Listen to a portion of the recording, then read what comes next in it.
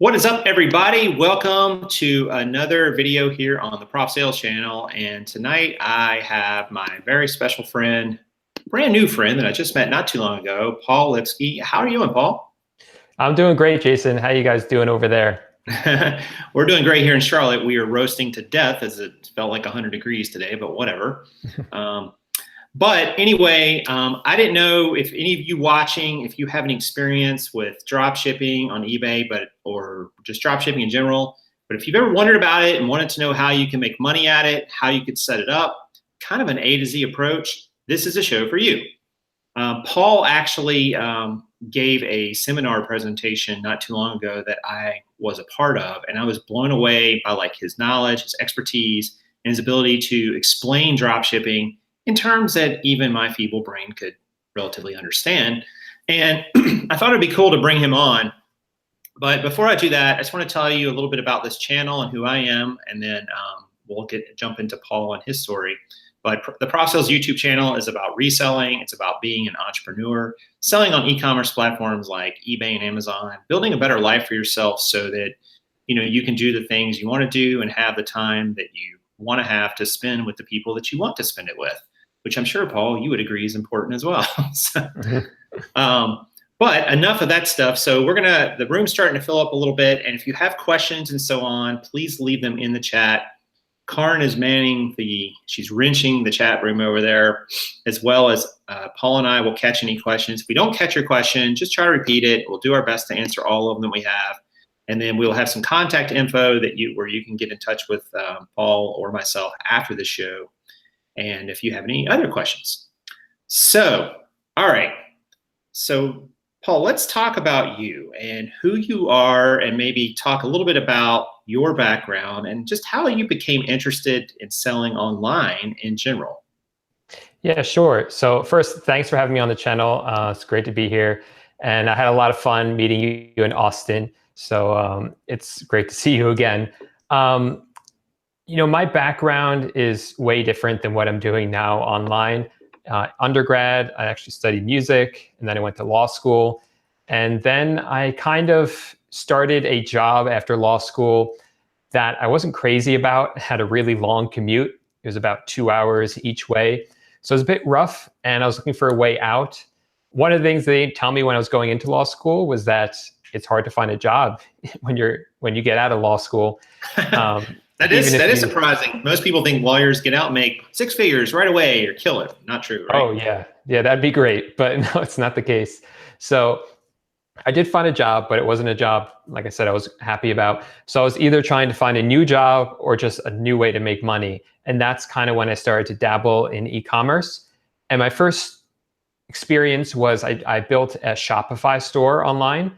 I don't know if your viewers are familiar with that. It's just my own website where I was trying to sell items on there. It was a total flop. I didn't make any money, didn't make a single sale on it.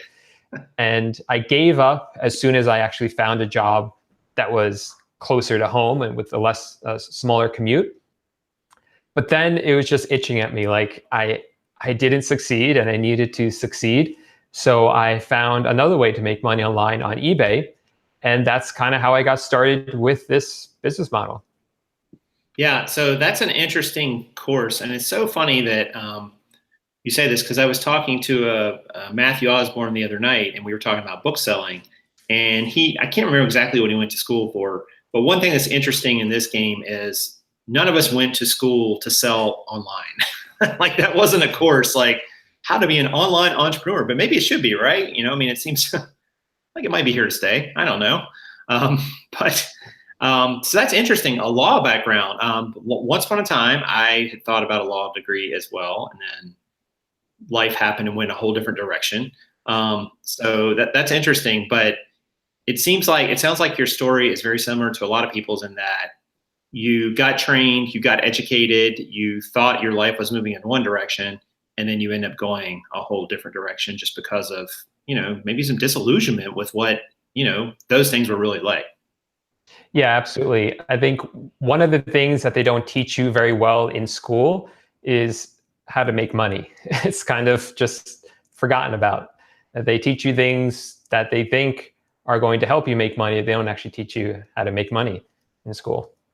Yeah, totally agree. They teach you all kinds of things like what was it? Somebody said posted on Facebook in the middle of April. They said it's tax day. I'm so glad that I learned a lot about parallelograms during this parallelogram season, but not how to do a tax return, which I thought was kind of funny. All right, so let's talk about this concept of drop shipping, because full disclosure, I am not an expert in drop shipping. I am not even a noob, rank amateur in drop shipping.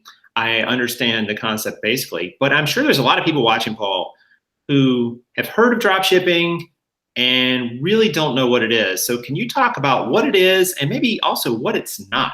Would be cool to hear. Yeah, definitely. So at the very basic, drop shipping is a way to sell items. It doesn't necessarily have to be online, but this day and age, that's where it's done. You sell items online that you don't have in stock yet, and then, or at all. And then once the item sells, you turn around to a third party and contact that third party. And that third party is the one who ships the item to the customer. And you keep the difference between how much the customer pays you and how much you pay the third party, and you never see the inventory. So you're not going to be holding any inventory. You don't need a warehouse. You don't need shipping labels, scissors, tape, all that stuff that you would need to box up items and ship them out. If you're doing it online, like I'm doing, you don't even have to leave your couch. You could just sit there all day and do it from your computer. So that's the basics of it. It's been going on for a long time. Like even back in the day when we had catalogs, I guess there's still catalogs around, but a lot of catalog companies, you would get a catalog with a bunch of items in it. And a lot of times they wouldn't even have those items. They'd be held by the manufacturers. Then once you call up the catalog and order it, the catalog calls the manufacturer and ships it to the customer. And lots of big websites still do this. Like Wayfair is primarily a drop shipping company as well. Okay, that's a pretty good explanation. I felt like you definitely hit a lot of the high points there. So would it be fair to say that drop shipping, at least the way that you're talking about doing it online and so on, is less a physical activity in terms of going out, acquiring product, photographing it, listing it, sending it into Amazon FBA, and more of a mental exercise, it almost sounds like? Or am I reading that correctly? I think that's a good way of putting it. It's more the way I would think of it as developing a process and then implementing that process and duplicating it many, many times so that you can just get the products to the customers and make money. Yeah, that totally makes sense to me too. Because I think a lot of us in the reseller world, we come from the mindset of let's just go find a bunch of cheap stuff and let's throw it up online. Let's list it, photograph, whatever, and hopefully sell it.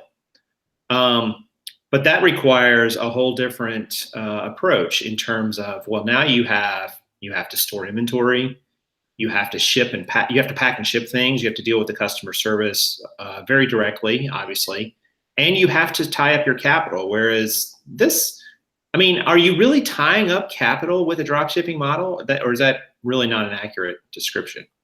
You're not tying up capital at all with drop shipping. The only time that you'd be tying up capital is if you're doing it on eBay, like I'm doing it, and you're just starting out. When you first start out, PayPal puts you in this probation period, as you might remember from way back when. And for that small probation period, PayPal actually holds your money until the item is delivered to the customer.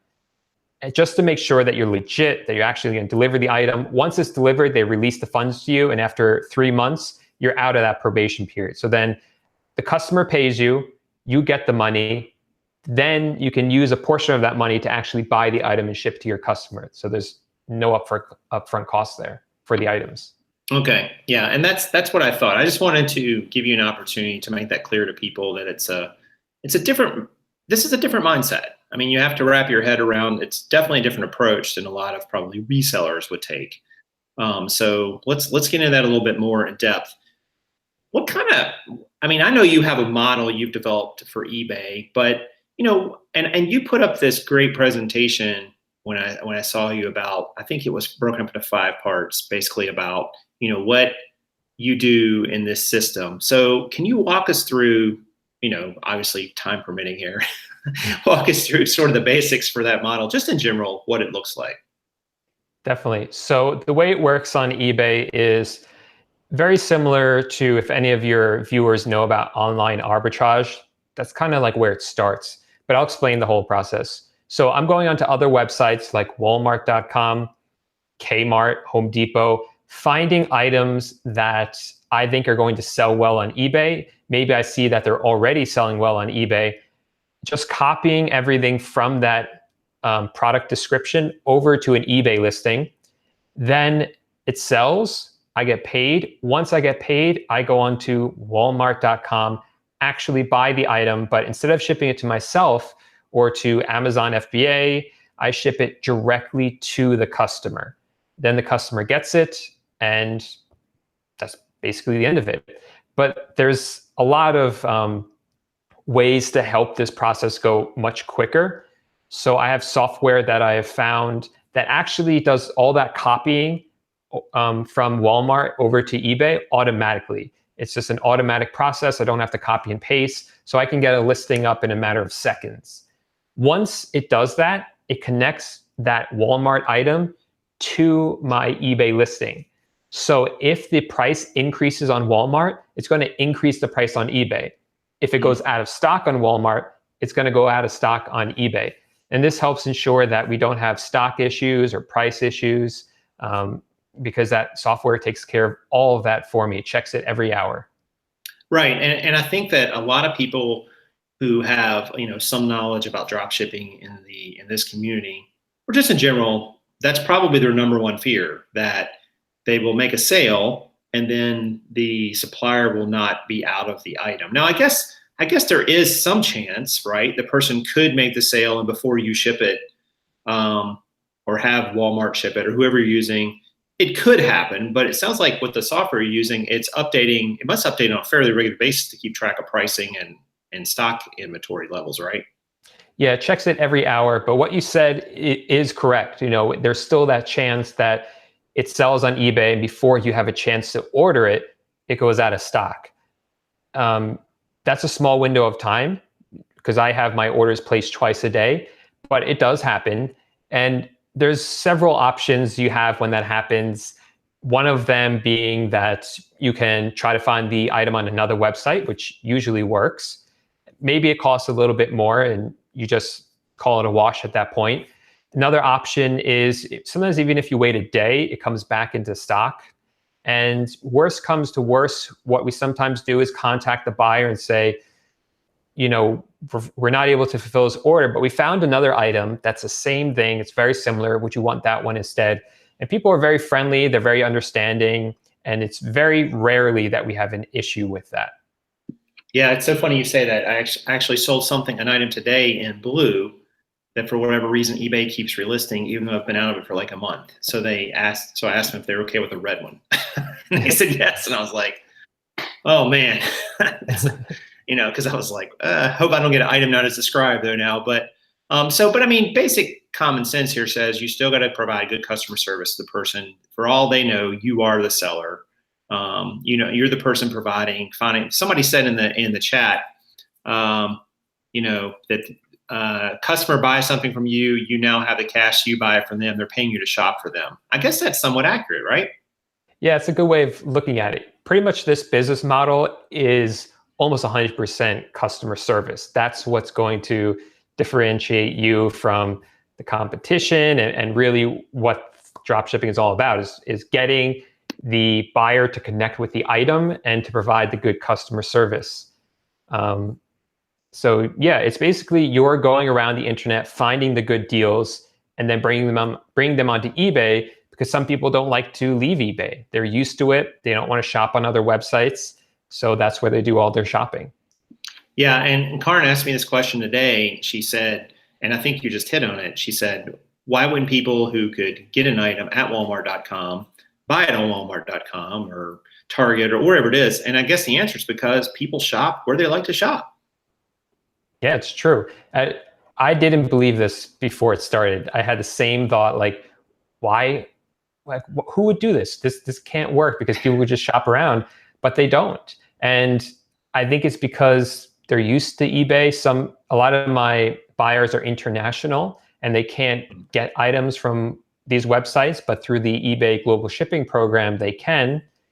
And yeah, it's some people just trust PayPal and don't trust anything else. So that's another reason. Well, and I think we're in a I want it now kind of in society, right? Like I want to go on to where I like to go to find the stuff I want, and if it isn't there, I give up. Yeah. So, I mean, there are people like that. I keep searching, but different strokes.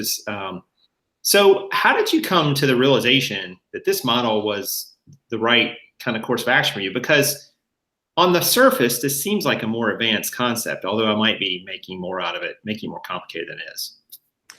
I think you are making more of it than it is, to be honest. I tend to do that. So back when I was doing the Shopify, the store, the biggest problem for me was actually driving traffic to my website. I had a beautiful website. I had inventory up there, but I couldn't get anyone to visit my website. And the people that did weren't buying. So the great thing about eBay is that, or Amazon for that matter, is that we don't have to worry about getting people to those websites. Amazon and eBay take care of that for us by people come there ready to shop. So that in itself was a huge relief for me, just knowing I wouldn't have to worry about advertising or putting up Facebook ads or Google ads. Then I also wanted something that was low risk because I had spent a lot of money on that Shopify store. I kind of ran out of my allotted budget for trying to make it online. And this business model seemed like very simple and like I didn't have to put up any money up front because, again, you're not buying the product until it sells. So the problem with traditional drop shipping is that you have to build up a relationship with your suppliers. So you would have to contact the manufacturer, ask them if they have a drop shipping program, and if they do, whether they'll let you in. And it's getting harder and harder to do that because there's so many people trying to do drop shipping that way, and so many suppliers who have tried it with different drop shippers, and the drop shippers either never make any sales or they make just a couple sales, or they ship out items to customers and the customer gets upset, contacts the drop shipper, and the drop shipper falls off the face of the earth. And now it's the manufacturer's problem. And they don't want to do that. That's why they drop ship, right? So it's getting very difficult to build those relationships with the manufacturers. But doing it this model, the way I'm doing it, which I guess you could think of as like retail arbitrage drop shipping, you don't have to build those relationships. We already know how to shop on Walmart or Kmart.com. As long as you can do that, you're good to go. Yeah, and that makes sense. You're letting them do that work for you. You're letting Walmart find the reliable distributors, or Kmart, or whoever it is. You're letting that big retailer find these people because they've already put in the legwork that you would have to go do. And so, all right. So there's a few questions in here I want to get to before we got too far down, even though I know some of these might be skipping ahead. Clarence just said, there's so much competition with drop shipping. Don't you really need a team behind the scenes to make some items profitable? Maybe you understand that question a little better. I'm not sure I totally understand the question. To be honest, I'm not sure I 100% understand it. But what I will say is that when you're first starting out, you're going to be making you're going to be fine. You're going to be making some sales. But as your store scales up, you're going to need a team to help you run and manage it. And I have a team of virtual assistants that are helping me do that. And without them, I really couldn't do it because you just have so many orders to place, so many customer questions that you need that team in place to help you. But we also use software to automate a lot of that process as well. So I'm not sure if that answers the question, but I think it does. Someone asked, Thrifty Trader said, do you utilize third-party suppliers from Walmart.com or only Walmart as a supplier? Oh, great question. So in other words, when you go on Walmart, you can either buy items that are directly held by Walmart, but they also allow other people to sell on Walmart as well. So this is really up to you what you want to do. A lot of drop shippers will only do the items that are sold directly by Walmart because they have better shipping. They get free shipping on certain orders. But others take that risk. And I think you can try it with different products. And if it doesn't work, then you would want to change that so it's just Walmart fulfilled items. But that's the nice thing about this, is that you can try different things and see what works for you. Personally, I think it's just simpler to stick with just items that are sold by Walmart. Right. Thrift Trader also asked, how do you, Thrift Trader's got a lot of questions. Thrift Trader says, how do you stand out in the sea of lower price listings on eBay to get a sale as opposed to the lowest price getting the sale? What did you say, Kaaren? Oh, sorry. Okay. So there's a couple of different ways that you can do this. First, I think that keywords are huge on eBay. So you can create a title that is full of keywords that other sellers aren't thinking to put into their titles. Keywords that are going to connect you with the buyers looking for that item, buyers who are searching maybe for keywords that other sellers aren't putting in their titles. So that's one way that you could do it. You could also have better photos. Even though we're copying the photos over from the description on Walmart, there's ways that you can make collages, or sometimes instead of just choosing the main image that Walmart uses, sometimes there's a better image kind of buried in there. And if you use that one, it looks different and it stands out. And then the customer sees that one and that just gets them to your page. And the other thing I'll say is that there's just so many items out there. We have so many retail websites like Walmart, Target, Kmart, Sears. The list is endless. So there's plenty of items out there. So you got to find items that other people aren't selling as well. Todd asked, and I think I can answer this one, but see if you have the same opinion, Paul. My biggest concern is, what if someone gets hurt or killed using a product we sell dropshipping? Wouldn't we be responsible, need liability insurance? Well, we actually have a lawyer here on the show who could probably answer that. I don't think we are, right, Paul? I mean, not likely. The way I understand, this is not my area of law at all, so he kind of put me on the spot, but that's okay. It's not something that, well, first of all, I do have an LLC, so they would be able to go after my company, but not me personally. You can carry liability insurance, but the way I understand it is we're not responsible because it's a manufacturer, especially considering the fact that we don't even touch the product in the chain of custody of the product. That's what we want to call it. Right. You could argue, and what you just said, you could argue that actually thrifting an item and selling it would put you more liable in that particular model, because you do touch it. Yeah, I would think so. Yeah. Like, hey, I guarantee, hey, this works. I plugged it in, and then it electrocutes the person. It's like, but I wouldn't be too concerned about that, Todd. That's very, very unlikely. How many listings should a new dropshipper do in their first month? That's a good question. That it depends on whether you've never sold on eBay before or not. Because if you've never sold, you're going to hit what's called the listing limit on eBay, because eBay limits how many items you can list per month when you're first starting out. If you have some sort of limit, maybe it's like 50 items or 100 items, then you should max that out as quickly as you can. If you have a much higher limit, then you should be listing on a regular basis. More than trying to hit an exact amount, I say list on a regular basis, and eBay seems to like that pattern. So maybe you can only list 5 items a day. Try listing 5 every day or 10 every other day. I think that's more important, is that consistency. Yeah, for sure. I mean, that makes sense. Just because that algorithm, we think, gets pushed up by that. Let's see here. Great questions, guys, by the way. So be sure you guys, if you're enjoying the content, to hit the like button or the subscribe if you haven't already subscribed. Really appreciate it. And in the description, there's lots of links to helpful info, which we're going to talk about some of that here in just a moment. So stay tuned for that. Here's a question. It says, what do you foresee happening with the drop shipping on eBay if they move to product listings similar to Amazon, one listing, multiple sellers under said listing? It's a good question. We are looking at that closely, monitoring it, waiting kind of to see what happens with it. The way that I'm seeing it going down right now is that eBay right now gives buyers a choice of either looking at it through the catalog system or looking at it not through the catalog system in the way it's traditionally done now.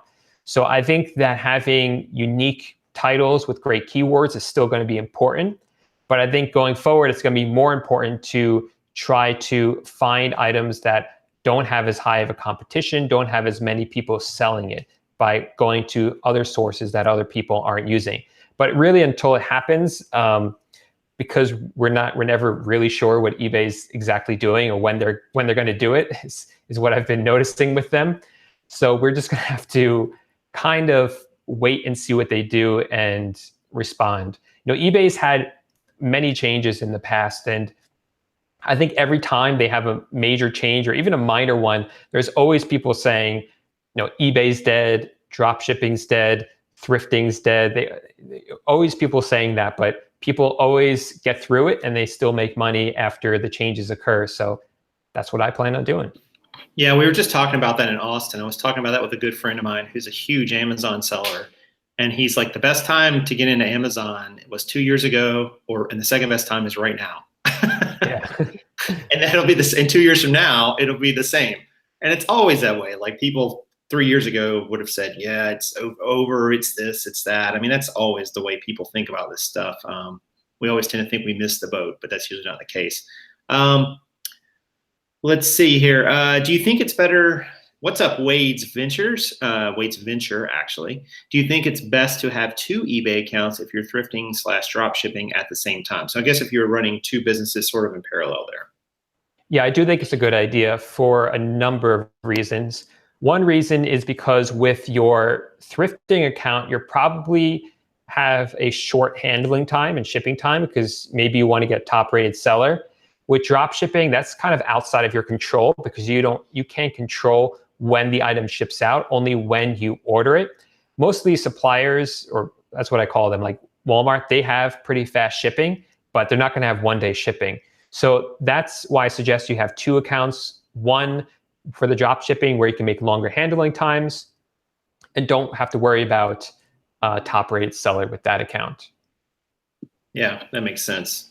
Gretchen had a question about how long your average setup of handling time and shipping time on drop shipping offerings. So I guess how long your handling and shipping would be.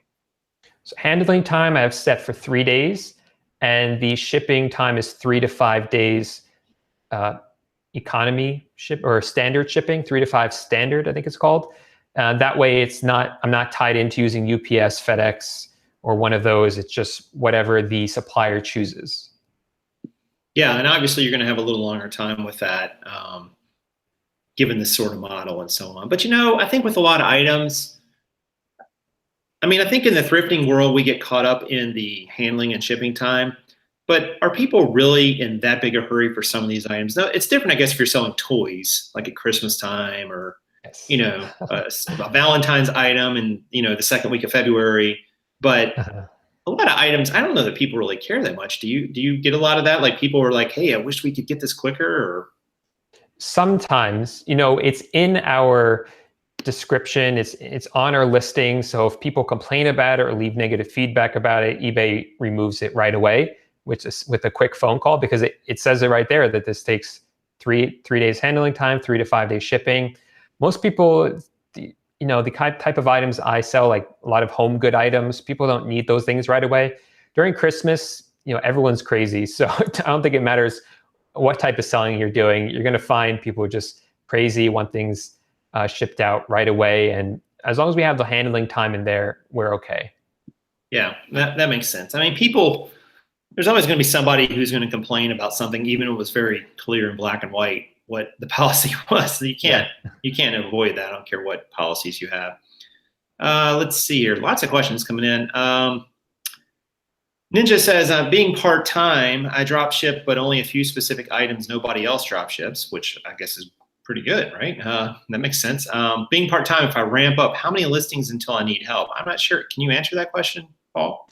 I can't answer it per listing, but I always put the threshold at when you start getting to the point where you're spending so much time doing like routine tasks, whether that's listing or placing orders, spending so much time doing that you're not spending time growing your store, growing your business, that's when you need help. That's when you should hire someone to do those routine tasks. When you're doing drop shipping, I always suggest that people I guess for any business model, what I suggest you do is you develop a process and write that process down. And then as time goes on, fine tune it till you get it to the point where you're doing it the same way every single day. And then if possible, teach someone else to do it so you can step away from that part of your business and focus either on another part to grow it, or maybe even a completely new business to have another stream of income. Yeah, and it seems like this entire model really revolves around that concept, because all right, I guess you're sourcing online to a degree, but you're not driving to a store or driving to an estate sale or yard sale or things like that. You've taken out a lot of the photo and listing process by streamlining that and making it very quick. And you've taken out the shipping, the packaging and shipping, because your suppliers are doing that. So you're really sort of outsourcing all those areas of your business. Yes. So I have the software, which does a lot very quickly. I have another software I use that so I get my tracking numbers emailed to me by like Walmart, and then I have to upload them to eBay. But I have software that does that automatically. It connects the two together. And then I have a team of 9 virtual assistants that fill in all the gaps and do everything else. They run about, I would say 95% of the store. I spend about 20 minutes on a day. Now 9 is way too many. I have way too many VAs. You may have a problem, Paul. Yeah, I do. And I'll tell you why. It was because when I started hiring VAs, it wasn't just an addiction to hiring them, but it was also because I was nervous that a VA would quit or get sick or take a day off. And then I was afraid that if they did that, my whole store would just fall apart if people weren't working on it every day. And what I discovered over time was that, one, that's just not true. Like, we could take a day off and we'd be fine.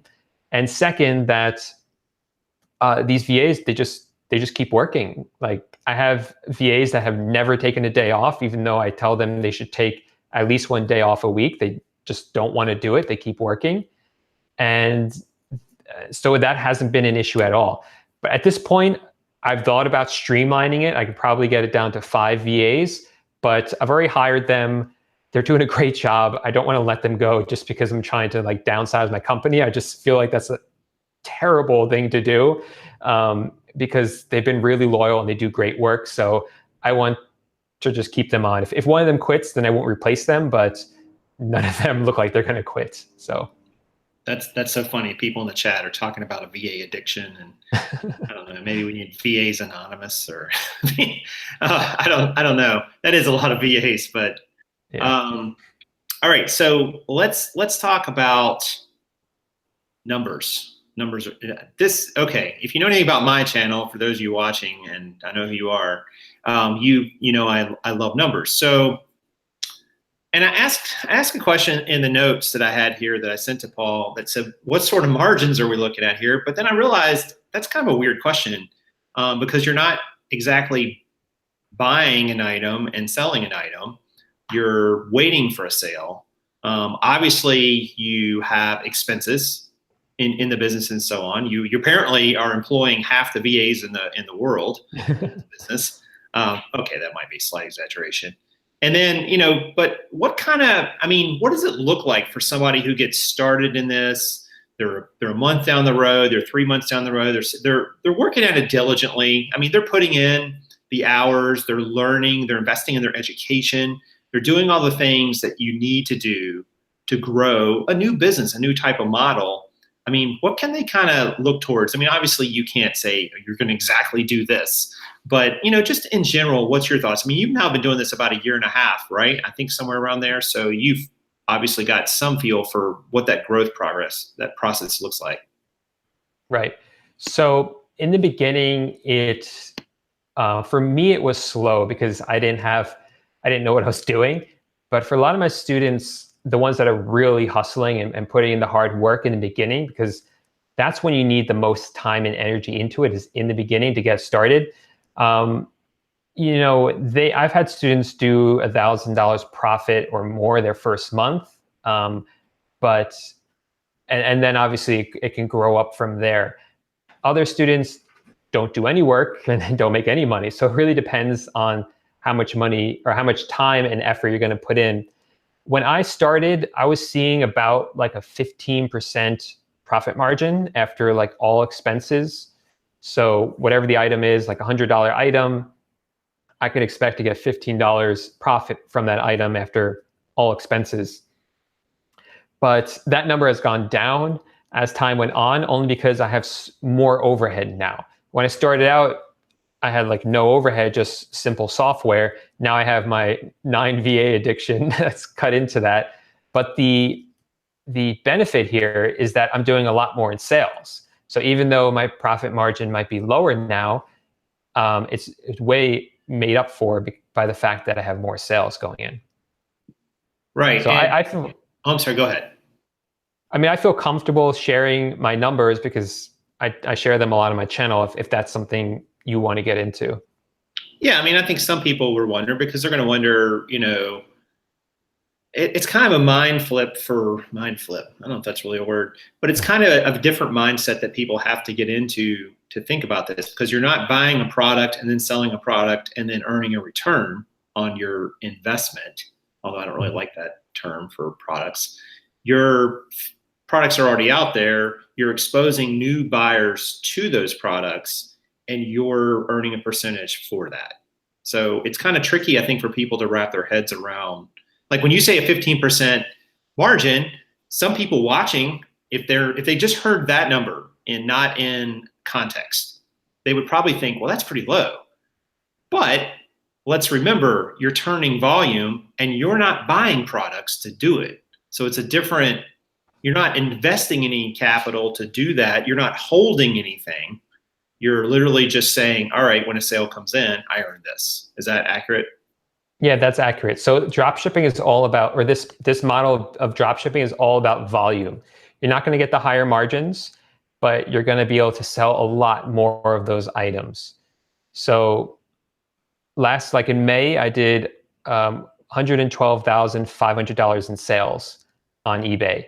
And then I take out all my expenses, and that's the way I do it. Some people will say oh, just the cost of goods and fees, and they don't include all the software and the VAs. So if I take out all my expenses, I made $9,300 in profit. That's great. So that's about 8.27% margin, which for a thrifter probably is not worth it for one item. But we're talking about hundreds, thousands of items that I'm selling, and I don't think 9,300 is too bad. So, well, it is kind of expensive up there in New York, where you're at, Paul. But it's very expensive in New York. Here in the rest of the country, yes, $9,300 a month is very good. I don't think anyone, even in the most expensive areas, would be like, oh, that's still pretty respectable. No question. No, I mean that's great, and you're exactly right. Like, you're not having to go out and thrift item after item after item after item after item. You're finding an item that works. You're tying it into your sales, into your store, and then every time somebody buys it, you earn that fee. So you can really multiply your income just by quantity. I mean, I think that's a big mindset change for a lot of people watching the show too. Just you're able to sell as much quantity as your supplier has. Yeah, exactly. As long as it's in stock on Walmart, it's in stock on my eBay store. Yeah. So and that makes sense. There's some other questions that came in. Let's see. We will cover. Is there a correlation between the number of listings between X number of listings equals X profit per listing each month, i.e. 100 listings, $100 a month per profit? I guess that kind of really depends on the item.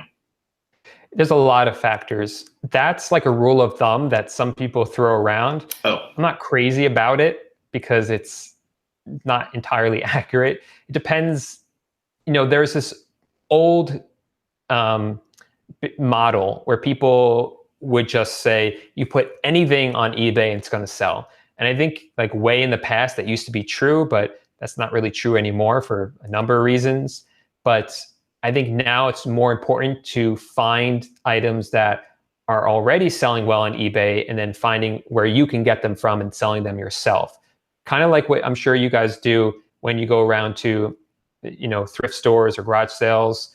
you're probably looking for items that you know are going to sell well on eBay. You're not going to risk listing items that don't sell well, right? Correct. So it's the same thing. Let's see here. Do you purchase through Ebates at Walmart, and are you tax exempt? Yes. So this is a great question. I'm glad somebody asked it, because these are like some of the things I geek out about pretty hard. So I love cashback, any kind of cashback. So I use cashback credit cards and I use cashback websites. Ebates is one that a lot of people know, but I use other ones like Giving Assistant, Simply Best Coupon, Top Cashback. They all do the same thing. If you actually check out a website called cashbackmonitor.com, I think it is, or just Google Cashback Monitor, it pulls the information from all these different websites. So you can search on Cashback Monitor for like Walmart, and it'll show you which website gives you the most cash back. So you can look at that on a daily or weekly basis. So that's a pretty cool website. And then I have the cashback credit cards, and I am tax exempt as many places as I can get. So that's Walmart, Home Depot, and Amazon. Okay. Yeah, that's something I need to up my game on, is like using rebates and cashback, and I'm so bad about that. I'm such a dude when it comes to that. I'm just like, whatever, I don't need money back. And then later you're like, that could have been $1,000. That was stupid. But anyway, so thank you for mentioning that. I'm going to jump in real quick on this, just to kind of push you along even further on this, because I have a buddy of mine. He does the same thing I'm doing, drop shipping on eBay. His model is a little different, because I'm more going for items that I can get some good profit on the front end, as well as the cash back on the back end. He pretty much goes entirely for cash back and just tries to break even on the sales, believe it or not. And he's like crushing it. He's doing over $5,000, $6,000, $7,000 a month in profit just from cash back. So it's pretty insane. Oh, wow. So his model is sell it for an even amount, don't really earn anything, break even on it, but with the cash back, you do gain. Wow, that's crazy. Yes. Yeah. That's so cool. There's so many ways to do this. That's what just shocks me. It's like every time I think, oh yeah, I've heard of all the main ways to sell online, and then you hear something different. You're like, no, never heard of that before, but that makes sense. Let's see. Tracy asked, how much time do you invest daily? I would guess 0, Tracy, because he has 9 VAs. He has 9. But in all seriousness, how much do you invest time-wise a day, Paul? For the core of my eBay business, it's about 20 to 30 minutes. And that's mostly, I'm going in. So my virtual assistants, they buy everything with gift cards, because I don't want to give them my credit card information. And so I refill the gift cards every day or every other day. I have to pay off my credit cards, and I have to transfer money out of PayPal into my bank account. And I help my VAs to do the customer service. If there's really hard customer service questions, I will tell them how they should answer it so they can learn. Although those numbers of questions are getting less and less as time goes on. Right. How many active listings are you currently running? I'm gonna guess it's not as many as people think, because you don't need to run that many listings with this, but maybe I'm wrong. So it's not, I don't know what's a lot for you guys, but for drop shippers, it's not a lot, because I am doing more product research before I list. With drop shipping, one of the catches, I guess you could say, is that you never want someone else to find your store, especially like myself, where I put myself out there and talk about how much money I make. I never want people to know how much, what my store is, because then they can come in and just copy all my listings and undercut me. And I don't want that to happen. So there are some things I don't reveal. And one of the things I don't reveal is how many listings I have, because if someone has an inkling, oh, maybe this is Paul's store, and then I say how many listings I have, they would know that is my store. I know that sounds super paranoid, but I'm being super paranoid about it. You're on YouTube, Paul. We embrace paranoia.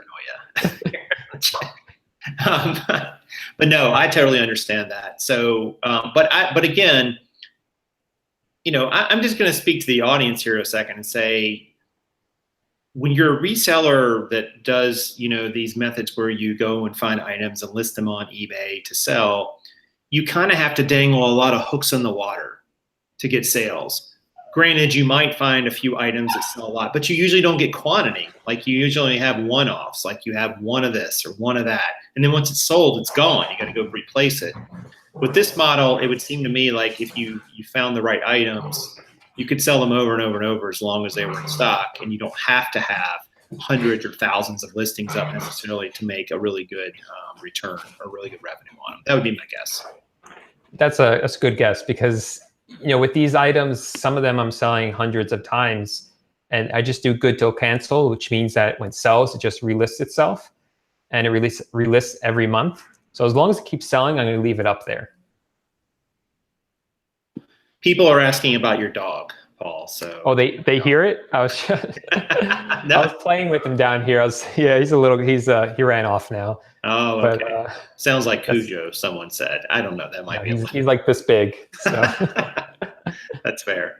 All right. So let's talk a little bit about this Dropshipping Titans course. So in full disclosure here, Paul has a course where he teaches you, and maybe I should let you describe this. It teaches you how to dropship. So tell people about this Titans course. I've started taking it recently, and it is really good. It's video based and so on, but I've not gone all the way through it. But Paul really explained it super well at the Green Room event. And I know some people personally have also gone through it, but I'd really like to hear from you, Paul, kind of what the course is about and what it does and what it doesn't do. The course, if you know nothing about eBay, you don't even know what eBay is, you don't even know what dropshipping is, you could start the course and it teaches you what dropshipping is, what eBay is, the very basics, but then you could follow side by side. Like you could have one window open with the course, one window open with eBay, and actually set up the store with me step by step. And I know a lot of your viewers probably know how to set up an eBay store, but things are a little bit different for dropshipping, again, because of handling times and returns. So you want to make sure you set it up precisely for dropshipping. And then I go through how to find the right items to list, which sources to use and which to avoid. Not every online retailer is going to be like gold standard, like this is great for dropshipping. Some I would actually avoid entirely. So I go through not only the ones that I've used, but what to look for if you want to try some new sources. Then, of course, I show how to do the product research, and I show how to list items using that software. Some people were asking in the chat what the software is called. It's called DSM Tool. And the great thing about them is that when you start using them, you get 50 listings for free. And if you're starting a new eBay account from scratch, you get 50 listings for free. So basically, to start an eBay store is free, because you're not paying for those things up front and you're not paying for the inventory up front. But I kind of got off topic there. But so the course shows you how to do that. Then it shows you how to fulfill all the orders, place the orders on the websites, how to use the cashback credit cards and websites to get that extra money, how to get it over to the customer, how to handle customer service. I give you scripts to use so that you can avoid negative feedback and all the common customer questions, what to do if anything goes wrong, how to get negative feedback, how to prevent it, and how to remove it. And then I just show you how to scale up the store from there. So it's all in there. So would you say that the course is, it sounds like it's aimed at really beginner, but I guess you could jump in at any point, even if you were more of an intermediate or advanced eBay seller, right? It's not so much the platform, it's the model. Exactly, yes. So if you go on my sales page just to check it out, you'll see when you scroll down, there's some student testimonials, and you'll see some from students who had no experience selling online before. And you'll see another one that said, I started dropshipping and then took this course, and I just saw my sales take off after that. So it's really, you can jump in the middle, you can jump in the beginning. It depends on your experience with it. Right. So how quickly can someone get up and running with it? And this is a tough question, but I know somebody's thinking it right now who's watching or watches this later. They're going to say, well, how long is it going to take and what's it going to take? So, and how quickly can I be up and earning money? That's the point, right? You could have your store set up and start getting and have listings up in a day or just in a few hours, really. Again, on that sales page, you'll see one student who wrote to me and said that he made his money back in 10 days. So of course that depends on the person. I'm not going to guarantee anyone results. Of course, I can't do that. But these people put in the hard work. These people were motivated and said, I'm taking this course, I'm committing to it, I'm going to do it. And they did do it and made money from it. So that's really, I can show you the course, I can show you how it's done, but you got to actually be the one to walk that path and do it yourself. Right. Which like, I know your audience, I know that that's the type of people that they are. So I wouldn't expect them to disagree with me on that one.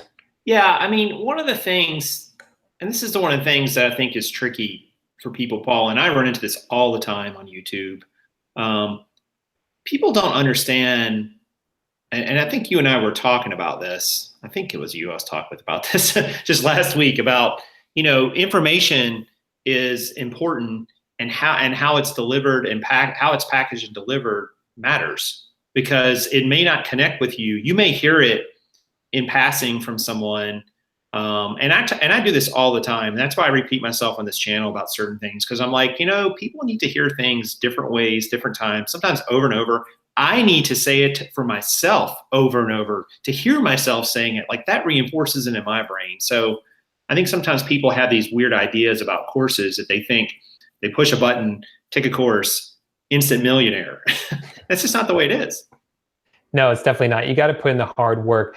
One of the reasons, though, that I like taking courses myself is because once I've put in the money for the course and made that commitment, I'm not backing down, because I need to at least make my money back from it, right? And maybe that's just my attitude about it, but or because I'm cheap or something, I don't know. But that's just the way I've always thought of it, and one of the reasons that I really like courses myself. Yeah, I mean, we invest in our education to learn something we hope will have a payoff down the road, whatever down the road is, a week, a month, a year, 10 years, whatever it is. I mean, we get a college education, we get a law degree. I mean, we do all these things, and I've got 2 degrees, and I'm selling online. So, and neither of them are online selling. Who knew? But it taught me something about how to think and how to learn, which is important. All right, let's see. I think we have a few other questions here, and we can talk more about the course too as well. Which, by the way, guys, there is a link to the Dropshipping Titans course in the description of this video. You want to go and check that out and see what it's all about. You also have a course, I think, based around VAs, right? Yes, so that's a separate course, and you could take that. Well, some people take it who are already experienced with dropshipping, and they just want to learn how to hire and train the virtual assistants. The cool thing about that one is I actually include with it videos that you can send your virtual assistants so that you can train them without actually having to make the videos yourself. But for most people, that's going to come later after the main course and after they start making money through that model. Yeah, and Connie says, I've been watching Paul on YouTube, but I've not taken the course. I've learned a lot just from his YouTube videos. And that's an interesting point, Connie, because as a content creator on YouTube, and Paul, I'm sure would agree with this, you reach a point where you realize, hey, I'm getting a lot of questions around, these 12 things, and maybe I just need to explain it as thoroughly as I can all at once. And that's kind of how these courses, or like I created a spreadsheet a couple years ago. That's how these happen, because you're like, I need to just put this out there so that people can see it all in one place. Yeah, exactly. And that's how this was born. I was starting my YouTube channel, and I saw the same questions over and over again. So I just made the course. Like, it's pretty much just came naturally from that. And I want to say hi to Connie, because I see Connie a lot on my live streams on my YouTube channel. So hi, Connie. Yeah, she's here with us quite a bit as well. So we love Connie. A couple more questions. We're coming to the end of the half hour. That's kind of weird to say. But Ninja asked, what would you recommend we do not drop ship besides perishable goods? I would stay away from liquids. So one thing that sells pretty well are cleaning supplies of any kind, but anything liquid will just break and spill everywhere and cause a mess. So I would avoid those. Yeah, makes sense. I mean, that's in general. I stay away from shipping liquids. It's not good. Like nothing good can happen to that. It's neutral at best if it makes it there in one piece. There's another question here I just missed.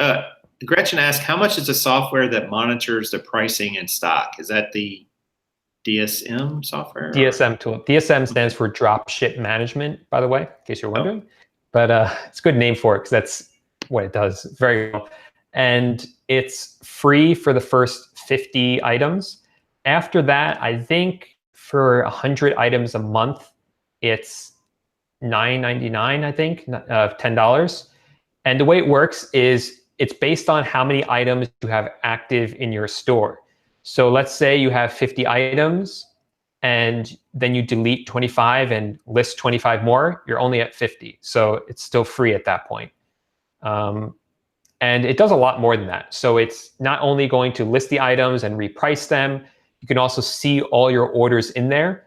So when you get the order, it pops up, you have an order for, John Doe, and they give the address, and you can click a button. It takes you right to Walmart, right to the item, so you can add it to your cart, and actually have this really cool Chrome extension that will actually copy the address from DSM tool, which has the buyer's address, and you can quickly paste it into, let's say it's Amazon where you're buying the item from, quickly paste it in there, and actually is pretty automated, the whole process with that Chrome extension, make it go even faster. Nice. I definitely need to check that out. I have not too familiar with it, but I know a lot of people in the chat have some experience with it already, which is cool. Can you drop ship a listing on Amazon? Okay, so this is something I've caveat coming.